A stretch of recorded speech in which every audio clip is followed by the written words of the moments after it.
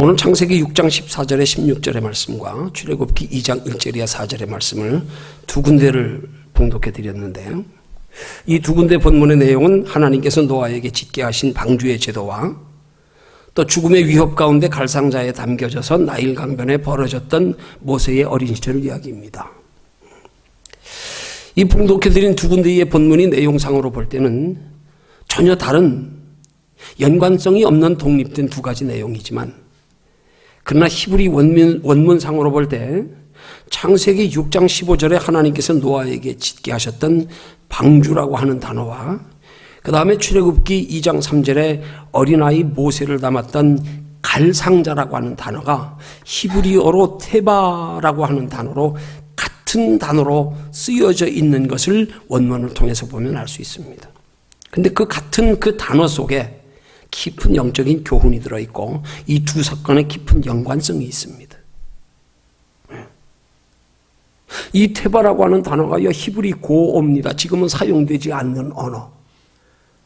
그런데 이 테바라는 단어는 성경에서 유일하게 갓난아이 모세를 담았던 갈상자, 여기에만 테바라는 단어를 쓰고 하나님께서 노아에게 짓게 하셨던 방주에만 히브리 원문에 보면 테바라고 하는 단어를 씁니다. 다른 데는 이 단어를 쓰지 않습니다. 오직 성경에 유일하게 갓난아이 모세를 담았던 갈상자에 상자할 때의 테바라는 단어 쓰고 모세가 하나님의 명령에 의하여 지었던 그 큰 배의 방주에 테바라고 하는 단어를 씁니다.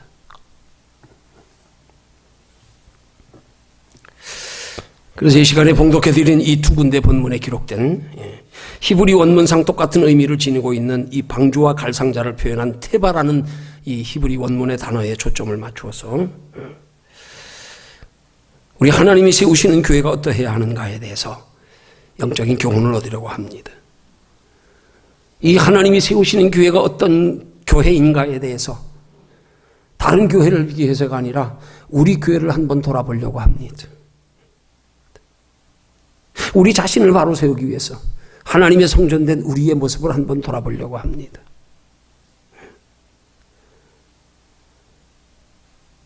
하나님이 한번 바르다고 말씀하신다고 해서 우리의 신앙이 항상 바른 것 아닙니다. 언제 바뀔지 모릅니다. 언제 변할지 모릅니다. 그래서 수시로 돌아봐야 됩니다.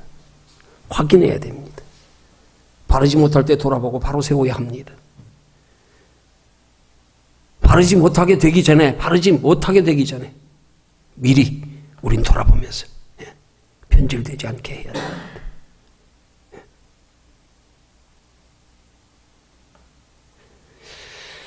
오늘 먼저 첫 번째로 출애굽기 2장 1절이야 4절에 기록된 어린아이 모세를 담았던 갈상자의 모습과 이 갈상자라는 단어의 의미를 통해서 저와 여러분들이 구원 얻게 된 경위를 먼저 살펴보면 이 출애굽기 2장 3절에 기록된 갈상자라는 단어의 뜻은 갈대로 엮어 만든 작은 배를 가리키는 겁니다. 줄여서 갈상자 그랬는데 성경에 기록한 것은 그러니까 우리말로 쉽게 보면 갈대상자, 갈대로 만든 상자. 이 갈상자로 표현된 작은 배에 대해서 좀 더 자세히 설명을 드리면 이 갈상자 할 때의 갈이라는 단어의 히브리 말에 고메하는 단어가 이게 명사로 나일 강변의 흔한 수중 식물인 이 파피루스라고 하는 식물을 가리키는 단어입니다. 일종의 우리나라로 말하면 갈대잎 같은 겁니다. 그런데 성경에 기록된 이 파피루스는 우리나라의 갈대잎과 달리 잎이 넓고 섬유질이 많답니다. 그리고 줄기가 곧고 단단하답니다. 그래서 당시에는 이 파피루스 잎을 직접 종이 대신으로 사용했답니다. 구약 성경에 기록된 원본이 바로 이 파피루스 잎에 쓰여졌다는 사실.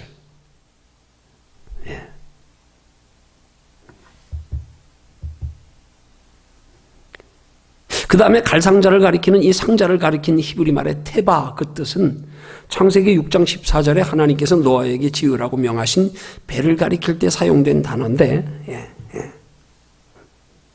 이 단어가 앞서 말씀드린 것처럼 어린아이 모세를 담았던 갈대 상자, 그 상자 테바와 노아가 하나님의 명령을 따라 만든 배, 방주, 이 테바 똑같은 용어입니다.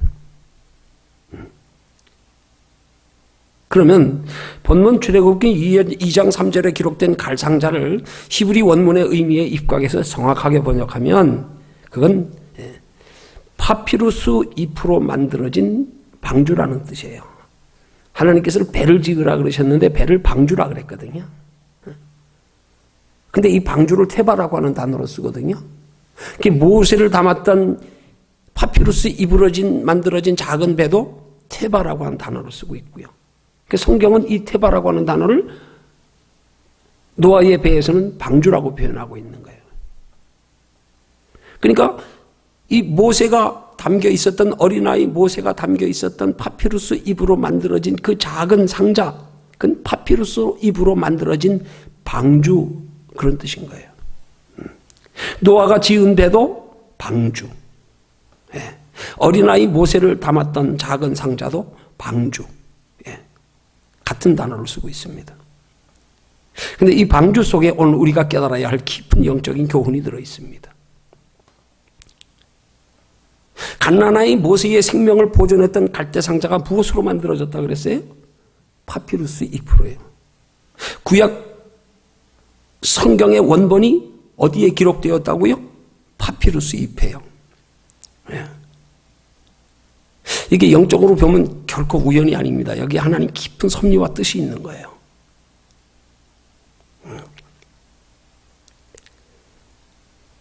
바로 그 영적인 깊은 뜻은 모세의 생명이 하나님의 섭리와 뜻 가운데서 그가 하나님께 택함 받았고 보존되었고 구원함을 생명을 유지했다는 사실을 의미하는 거예요. 하나님을 통해서, 하나님의 말씀을 통해서.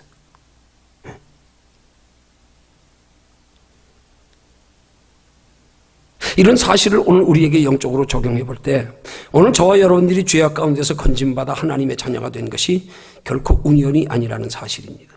하나님의 섭리와 뜻 가운데서 성경은 우리가 만세전에 택함을 받았다고 기록합니다. 더해서 하나님 우리를 택하여 구원하시면서 말씀이신 예수 그리스도를 통하여 우리를 구원받게 하셨습니다. 죄악 가운데서 우리를 건져내 주셨습니다. 모세가 말씀을 상징하는 갈대잎으로 만든 상자를 통하여 구원받은 것처럼 하나님의 말씀대로 지어진 노아의 방주가 하나님의 섭리와 뜻 가운데서 온 세상이 물로 심판을 당하는 중에서 구원받고 보존된 것처럼 우리는 갈대잎에 기록된 하나님의 말씀으로, 말씀의 실체이신 예수 그리스도로, 예수 그리스도의 실체이신 성령으로 우리는 하나님의 형상을 회복하여 구원받았습니다.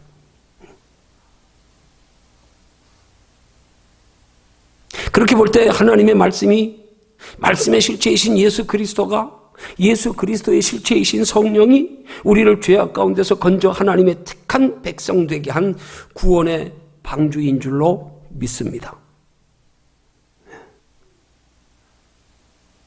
자, 그러면 이제 두 번째로 살펴볼 것은 말씀이신 예수 그리스도로 성령으로 죄악 가운데서 건짐을 받은 저와 여러분들이 죄악된 세상 가운데서 보호받고 종말론적인 구원에 이르기까지 자라가야 할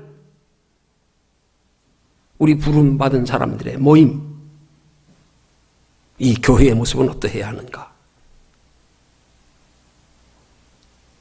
하나님을 우리 속에 하나님의 성전 모시고 있어 하나님의 성전된 우리의 삶은 어때야 하는가? 이제 창세기 16장 14절 이하 16절에 기록된 영적으로 오늘날의 교회의 모습을 상징하는 노아의 방주의 모습을 통해서 구체적으로 살펴봅니다. 작은 첫 번째로 바른 교회의 모습은요, 바로 하나님의 명령에 의하여 노아가 만든 방주의 모습과 같아야 됩니다. 하나님은 노아에게 방주를 만들라고 명하실 때요, 아주 구체적으로 명하셨습니다. 배의 길이가 얼마며 넓이가 얼만큼이며 높이가 얼만큼이며 층은 몇 층으로 하며 창은 어디다 내며, 하나님이 아주 세세하게 건축 설계사처럼 그렇게 노아에게 명령하셔서 노아가 하나님의 명령하신 말씀하신 그대로 그 규격대로 방주를 지었습니다. 자, 그렇다면 방주의 모습이 구체적으로 어떻게 생겼을까요?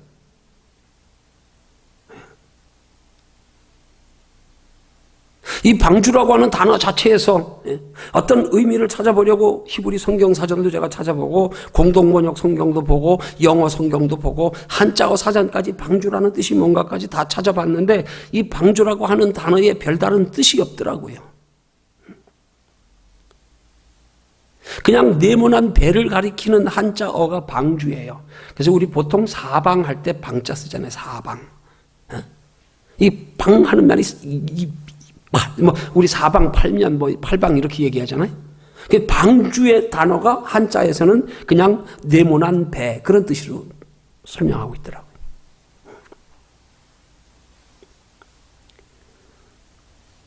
이 네모난 배하고 생각하면 제가 생각나는 게 하나 있어요. 전에 저쪽 어디 인천 쪽에선가 부천 쪽에선가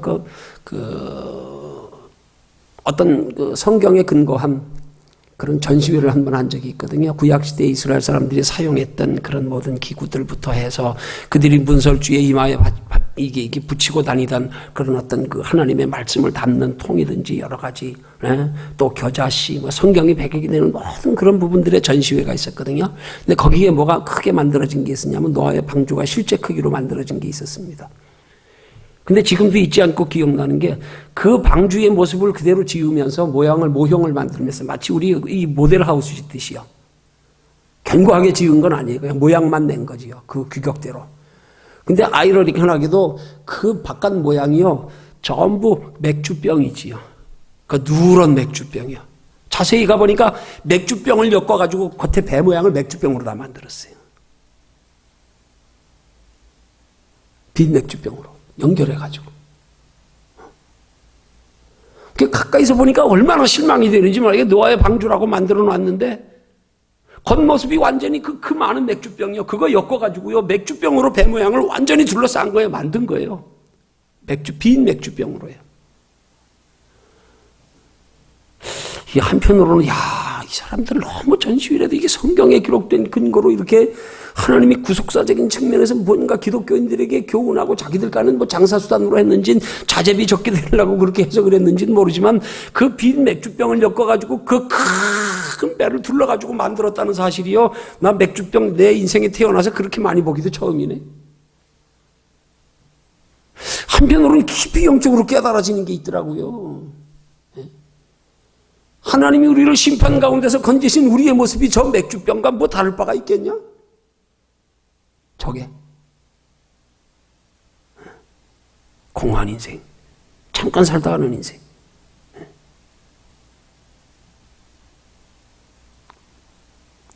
정말 볼품없더라고요.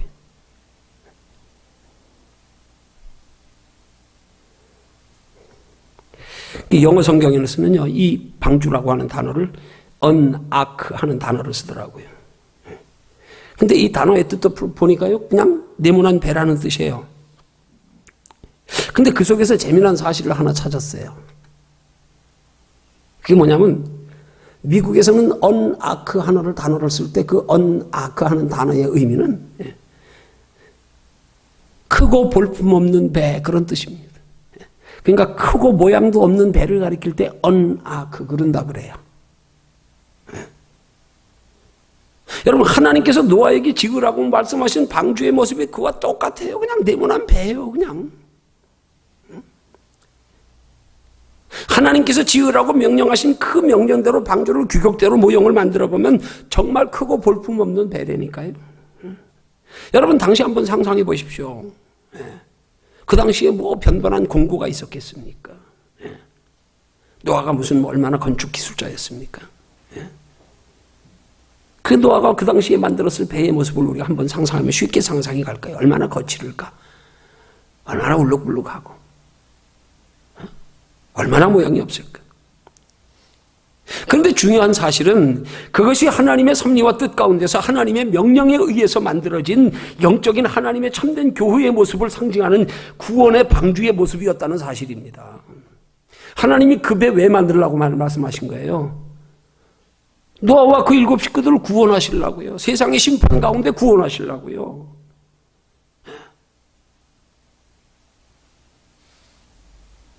방주는 노아의 식구들을 구원하시고 인류의 종족을 보존하여 새롭게 다시 번성케 하여 하나님의 택한 백성들로 번성하도록 하시려고 한 번 더 인류의 기회를 주신 것과 같은 거예요.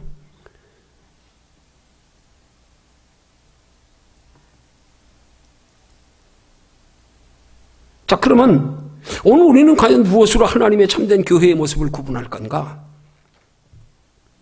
외모로요? 아닙니다. 뭐 건물의 크기나 외형으로요? 그것도 아닙니다. 그럼 성도의 숫자로요? 아닙니다.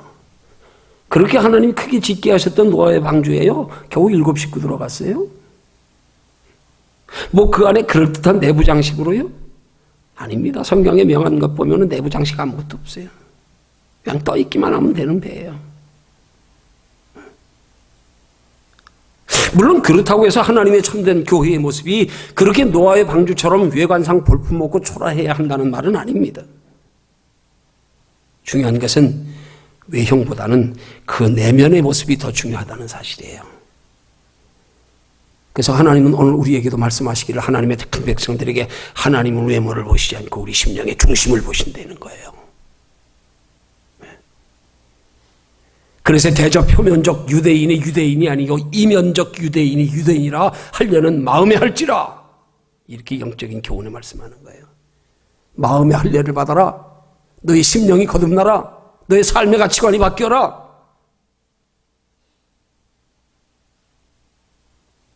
외형으로 할례받았다고 거룩한 백성 아니고요.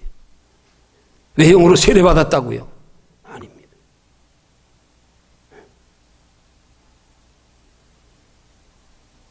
교회라고 하는 구원의 방주가 누구에 의해서 어떻게 운영되어지며 그 속에서 어떤 변화가 일어나며 어떤 역사가 나타나는가, 이게 중요한 거란 말입니다. 갓난아이 모세가 담겼던 파피루스로 엮어진 작은 방주, 볼품없고 초라한 작은 상자에 불과했습니다. 금방이라도 가라앉을 것 같았습니다. 바람만 불어도 뒤집어질 것 같은 그런 보잘것없는 것이었지만 그 작고 보잘것없는 방주 속에 하나님의 택한 백성들을 향하시는 하나님의 깊은 섭리와 뜻이 있어서 장차 이스라엘을 애굽의 압제 가운데 구원해낼 하나님의 사람 모세를 거기에 담으신 것처럼요.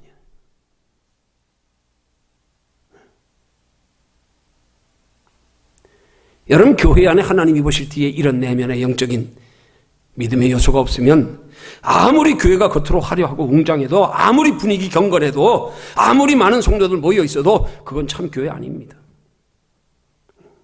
그건 사람들만 모여 있는 회당일 뿐입니다. 그런 사람들만 모여 있는 회당에서 설교는 설교가 아니라 연설입니다. 요즘은 심지어 목사들의 설교를 비난적으로 하는 말이 그래요. 립 서비스 한다고요. 성도들이 귀를 즐겁게 하기 위해서. 저들이 좋아하는 말만, 바라고 소문하는 말만 입술로 서비스 한다는 거예요. 말로 성도들을 흡족하게 하기 위해서, 듣기 좋아하는 말로.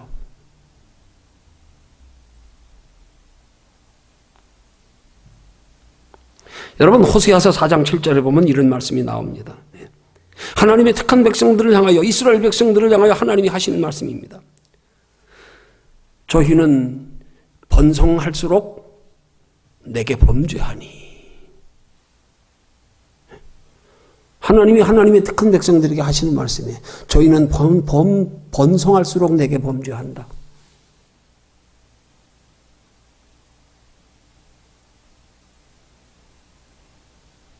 이 말씀의 중요한 키포인트. 범죄해도 번성할 수 있다는 거예요. 달리 말하면 죄를 지어도 복받을 수 있다는 거예요. 하나님의 뜻대로 살지 않아도 복받을 수 있다는 거예요. 저희는 번성할수록 범죄하니. 우리 신앙생활하면서 범하기 쉬운 착각입니다. 뭐든지 하는 일 잘 되고 건강하고 돈 많이 벌면 하나님 축복이라고 생각하는 거예요. 잘 잘 되면 다 하나님의 뜻이라고 생각하는 거예요. 아닙니다. 영적으로 병들어도 잘 될 수 있습니다. 내가 하나님을 떠나 있어도 내 아들, 딸 좋은 대학 갈 수 있어요. 육신적으로 잘 되는 것으로 주변 사람들이 다 나를 부러워할지라도 그것이 곧 하나님의 뜻은 아니라는 사실이에요. 그 자체로요.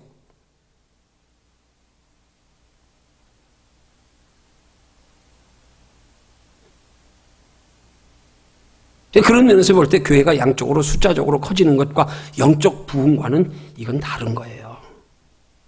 이건 상관이 없는 거예요. 네. 오히려 복음이 다 죽어 있고 완전히 인간적인 방법으로 목회를 하고 교회가 운영된다면 어떤 면에서는 그런 교회가 숫자적으로는 더 많이 모일 수 있어요. 왜? 성도들의 요구를 충족시켜 주니까요. 저들에게 듣기 좋아하는 말을 해주니까요. 네.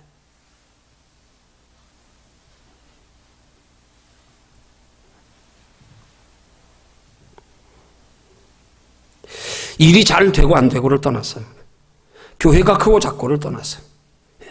하나님이 보시기에 바른 교회가 되는 것, 하나님이 보시기에 바른 성도가 되는 것, 그게 중요하다는 사실입니다.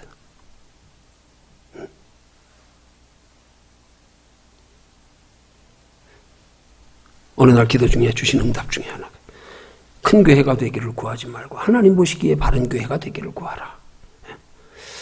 꽤 오래됐습니다. 그때부터 매주일 감사원금 기록할 때마다 하나님 보시기에 바른 교회가 되게 하심을 감사합니다. 지금도 그렇게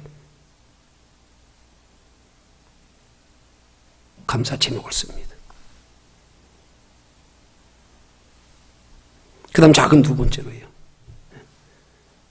하나님의 몸된 교회의 참모습이 어떠해야 하는지를 좀 더 구체적으로 살펴보기 위해서 교회를 상징하는 노아의 방주가 어떻게 만들어졌으며 어떤 모양으로 만들어졌는지를 자세히 살펴봅니다.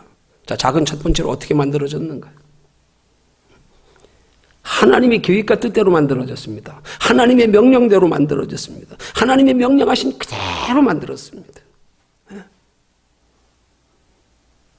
길이, 넓이, 높이, 3층으로 창문은 하늘 꼭대기에 제일 위에서 한 규빗 아래쪽에 내고 문들은 옆으로 내고 아주 구체적으로요.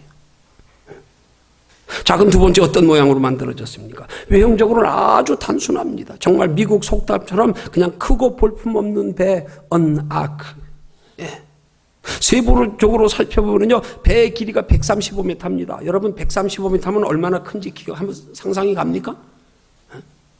길이가 135m요. 넓이가 22.5m요. 높이가 13.5m요. 높이가 13.5m 정도 되려면 아파트 층수로 하면 얼만큼 될까요? 한 6층, 7층? 그 높이 될까요? 여러분 길이가 135m면 엄청 큰 겁니다. 대단한 겁니다. 근데 그렇게 큰 데에요, 방향을 조절하는 키도 없습니다. 바람을 받아서 움직이는 돛도 없습니다. 배를 저어서 움직이게 하는 노도 없습니다.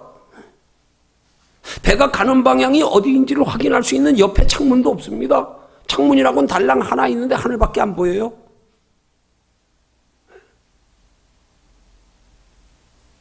(13.5m) 높이로 만들어진 배의 맨 꼭대기 위로부터 45cm쯤에 위치한 창문 하나, 그거밖에 없어요.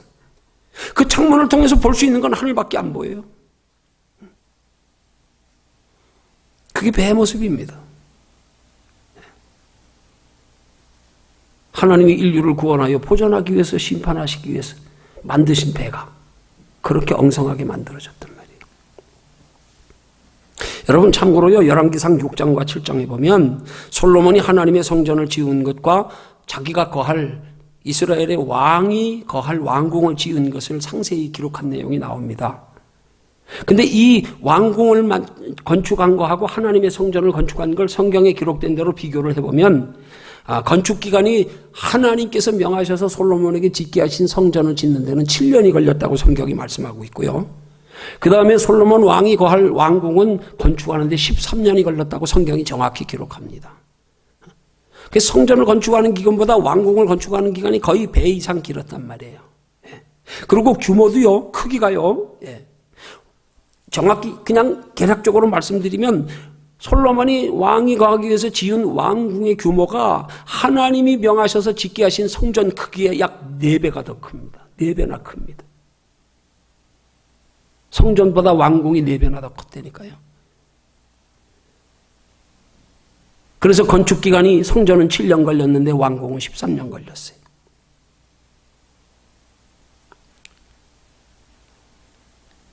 그런데 이런 성전 건축 내역에 대해서 기록한 내용을 살펴보면 성전 건축 내용은 열왕기상 5장, 6장, 7장에서 서장에서 전부에 걸쳐서 기록하거든요. 완공되기까지에. 성전을 준비하는 과정에서부터.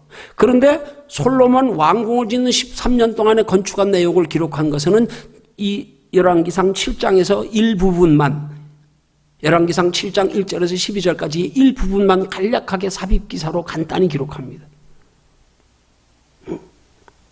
여기 굉장히 깊은 영적인 교훈이 들어있거든요. 비록 하나님의 성전은 조그맣지만 왕궁에 비해서 4분의 1 크기밖에 안 되지만 짓는 기간도 얼마 안 걸렸지만 그렇지만 성경에서 하나님의 성전 지은 것에 대해서는 상세히 기록하고 있단 말입니다. 아무리 솔로몬 왕궁이 화려하고 웅장하고 그렇게 규모가 커도 그냥 간략하게 기록하고 있고요. 왜요? 성경이 무엇을 말씀하는가를 가르쳐주는 거고요. 여러분, 만약에 여기서 솔로몬이 성전 건축을 하면서 하나님의 구체적인 명령 없이 자기 생각대로 짓게 하셨다면 하나님이 솔로몬이 왕궁 어떻게 지었을 것 같아요? 아니, 성전 어떻게 지었을 것 같아요?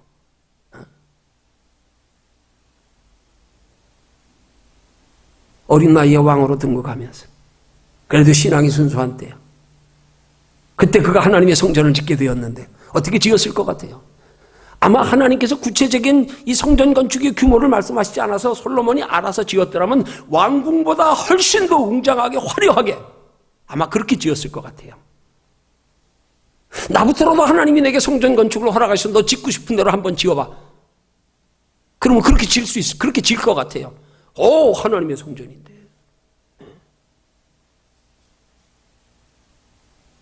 왕궁보다 더 크게 지어야지요.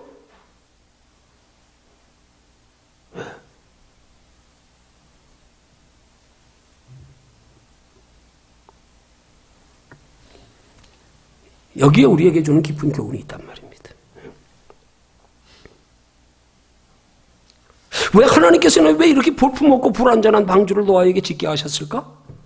솔로몬에게는 왜 그렇게 그 왕궁보다도 화려하지 못하고 그렇게 4분의 1 규모밖에 안 되는 작은 성전을 짓게 하셨을까? 이것을 통해서 하나님은 하나님의 자녀된 성도들에게 참된 교회의 모습이 어떠해야 하는지를 가르쳐 교훈하시려고요.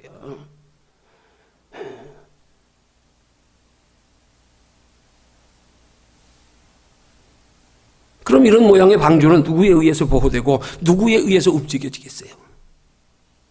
오직 하나님에 의해서요. 이런 하나님의 몸된 교회를 상징하는 방주의 모양과 구조 속에 구원받은 하나님의 백성들로 모여서 이루어진 하나님의 몸된 교회의 참 모습이 구체적으로 어떠해야 하는지에 대한 깊은 영적인 교훈이 들어있단 말이에요. 그 깊은 영적인 교훈의 3가지로 말씀드리면 그 첫째가 교회는 전적으로 하나님의 계획과 뜻 가운데 세워져야 한다는 사실이에요. 사람이 세우는 게 아닙니다. 우리 밝은 빛교회 하나님 세워주신 거예요. 기도하다 응답 주신 거예요.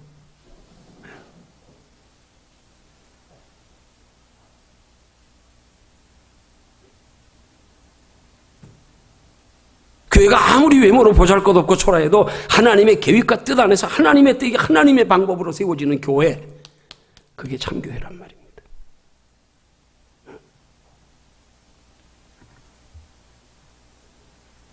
두 번째로 하나님의 참된 교회의 모습은 교회는 전적으로 하나님이 뜻하시며 계획하시는 방법으로 그 방향으로 운영되어져야 된다는 사실입니다. 노아의 방주에 돛도 없습니다. 키도 없습니다. 전능하신 하나님의 손에 의해서 움직여지는 것뿐입니다. 그냥 가만히 있는 것뿐이에요. 하늘만 쳐다보고 가만히 있는 거예요. 노아가 아무것도 할 수 있는 게 없어요. 그 135m의 긴 방주에서요.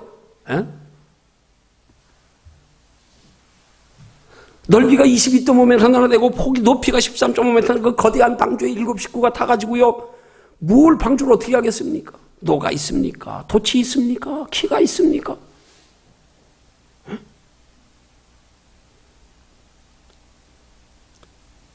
여러분, 교회는 사람의 지혜와 지식과 재능으로 움직이는 게 아니에요. 그렇게 운영되어지는 게 아니에요. 예. 그럼에도 불구하고 노아의 방주가 하나님의 손에 의하여 가장 높은 아라산에 머물렀다는 사실이요. 이건 노아의 힘으로는 불가능한 거잖아요. 어떻게 그 큰 배가 그 망망대해에서 제일 높은 산에 있는 물이 감해지기까지는 망망대해 아닙니까? 땅이라고는 하나도 안 보이는. 그런 중에서 어떻게 노아가 배를 움직여서 그 근처까지 그 아라라산에 안착하게 할 수 있겠어요? 아, 여기쯤에 가서 기다리다가 물 빠지면 탁 앉으면 되겠네? 어떻게 하겠냐 이 말이에요. 하나님이 그 배를 움직이시니까 정확하게 물이 감할 때에 제일 높은 산에 물이 가장 먼저 감해지는 아라랏산에 착 안착됐다 이 말입니다.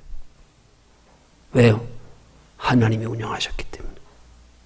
하나님이 그리로 옮기셨기 때문에.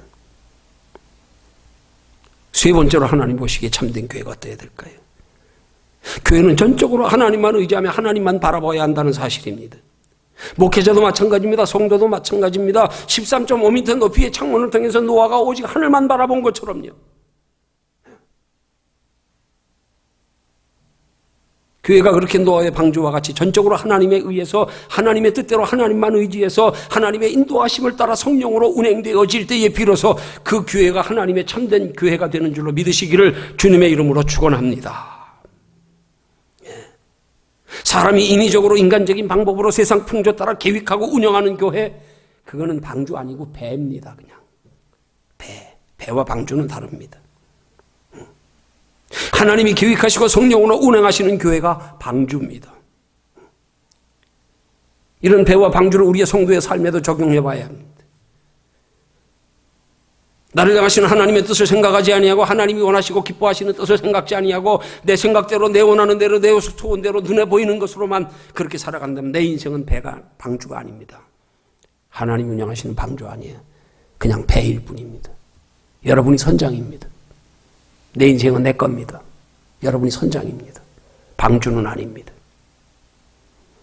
하나님께 소망되고 하나님을 의지하여 날마다 하나님을 기쁘시게 하게 살기를 힘쓰고 하나님의 뜻대로 살려고 했을 때 내 인생의 배가 방주가 되는 겁니다. 이 시대 많은 교회와 성도들이 점점 방주에서 배로 변해가고 있어요. 변해가고 있어요. 처음엔 방주였는데.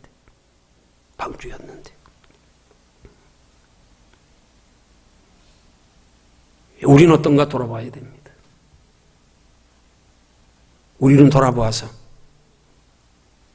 우리 교회는 방주가 배로 변해가지 않도록 우리 성도들 각자는 내 인생의 삶에 내 인생의 배가 방주에서 배로 돌아가지 않도록 우리 돌아봐야 됩니다. 미리미리 돌아봐야 됩니다. 뒤늦게 돌아보고 바로 세우려면 힘들어요. 돌이키기가 참 힘들어요. 건강은 건강할 때 지켜야 된다고요. 우리 평소에 지켜야 됩니다. 자꾸 돌아봐야 됩니다. 누구도 장담 못해요. 언제 변할지 모릅니다.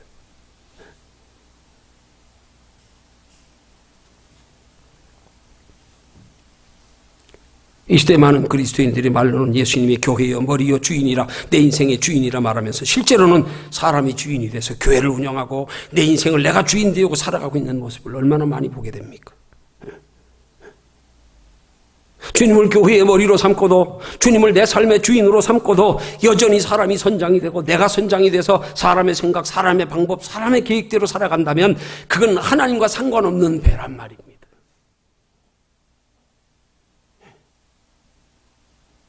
외형으로 웅장하고 아름답고 돛달고 키달고 가기는 잘 가는데 가는 방향이 달라.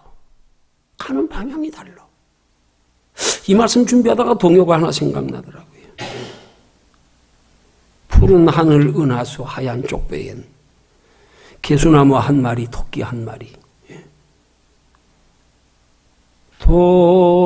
돛대도 아니 달고 삿대도 없이 가기도 잘도 감다 서쪽 나라로. 어느 쪽으로 가기도 잘 간다고요? 서쪽 나라로. 서쪽이 어느 쪽입니까? 해지는 쪽입니다. 해지는 쪽이요. 하나님은 의를 말씀하실 때 하나님의 의로운 오른손이라 말씀합니다. 예수님 좌우편에 강도가 달릴 때에 예수님 하나님 나라에 임하실 때 나도 생각하여 달라고 요청했던 그 강도를 성경에는 어느 쪽이라고 말하지 않는데 보편 오른편 강도라고 말합니다. 오른편이요. 서쪽은 왼편입니다. 가기도 잘도 간다. 서쪽 나라로. 아니, 나는 이 동요가 생각나면서 깊이 깨달아지더라고요. 우리의 방향이 어느 쪽입니까? 하나님 원하시는 쪽으로 가는 것은 동쪽이어야 합니다. 해가 뜨는 쪽이어야 합니다. 하나님은 의로운 오른손에 붙들린 삶이 되려면 서쪽으로 가면 안 됩니다. 해지는 쪽으로 가면 안 됩니다. 토끼 한 마리 가기도 잘도 간다. 서쪽 나라로. 서쪽 나라로. 여러분의 인생에 가는 방향은 어느 쪽이라고 생각하십니까?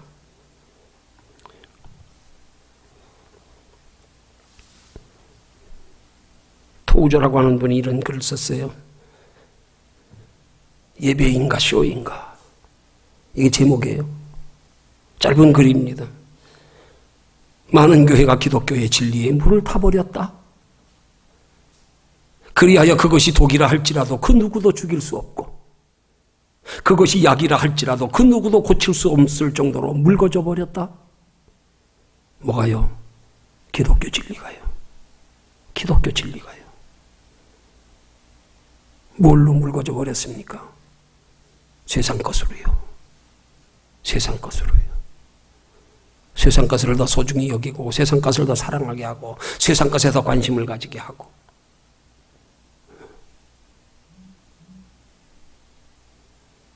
배의 주인은 사람입니다. 방주의 주인은 하나님입니다. 사람이 운영하는 배는 이 세상에는 복이 있을지 모르지만 하나님의 나라엔 상없습니다. 사람이 운영하는 배는 구원이 없을 수도 있습니다. 하나님이 운영하시는 방주라여 구원과 축복이 있습니다. 상이 있습니다. 우리의 인생의 배를 내가 이끌어가는 배로 만들지 말고 하나님의 이끌어주시는 방주로 만드는 지혜가 있으시기를 주님의 이름으로 축원합니다. 여러분의 인생 항해의 길을 사람이 선장인 배를 타고 가는 인생이 되지 말고 하나님이 선장이신 방주를 타고 가는 인생이 되시기를 주님의 이름으로 축원합니다. 사람이 선장인 배에는, 사람이 선장인 교회에는 예수 그리스도가 거하시지 않습니다. 이 시대에 하나님 안에서 모든 종교에 다 구원이 있다고 주장하면서 예수 그리스도의 구원을 부인하는 이런 배교의 시대예요. 종교 혼합주의 시대예요. 네. 오직 예수 그리스도만이 우리의 구원의 주가 되심을 고백하는 믿음으로 오직 예수 그리스도를 영원한 하나님의 나라를 향하여 가는 유일한 방주의 선장으로 모시고 날마다 은혜와 축복과 영생의 길로 나아가는 우리 모두가 되시기를, 우리 밝은 빛교회가 되기를 주님의 이름으로 축원합니다.